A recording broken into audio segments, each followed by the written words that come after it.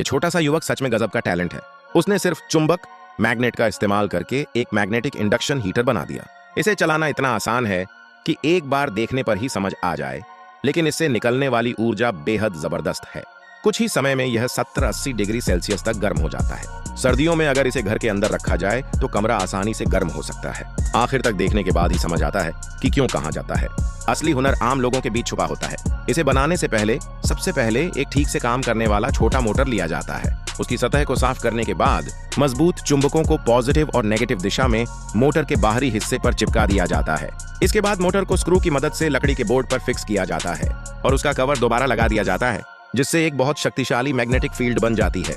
यह अभी सिर्फ पहला स्टेप है। अगले स्टेप में एक तांबे की पाइप ली जाती है और उसे गोल सांचे की मदद से घुमाकर रिंग जैसा आकार दिया जाता है। फालतू हिस्सा काटने के बाद अब तांबे की पाइप को मोटर से जोड़ने के लिए पहले लकड़ी से कसकर पकड़ा जाता है और फिर हॉट ग्लू से उसकी पोजीशन सही की जाती है।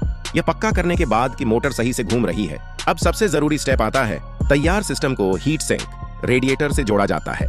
सभी पार्ट्स को फिक्स करने के बाद तांबे की पाइप के जोड़ों को सीलेंट गोंद से पूरी तरह बंद किया जाता है। अब बस आखिरी स्टेप बचता है। रेडिएटर पाइप में छेद किया जाता है और उसमें मोटरसाइकिल का इंजन ऑनेल डाला जाता है। अब जानकार लोग बताइए, यहाँ इंजन ऑनेल क्यों डाला गया होगा?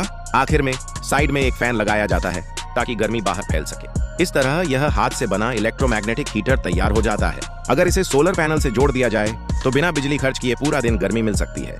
पूरी सर्दी कमरा गर्म रहेगा। मानना पड़ेगा, इस युवक की टेक्नोलॉजी सच में कमाल की है। आपको यह आइडिया कैसा लगा?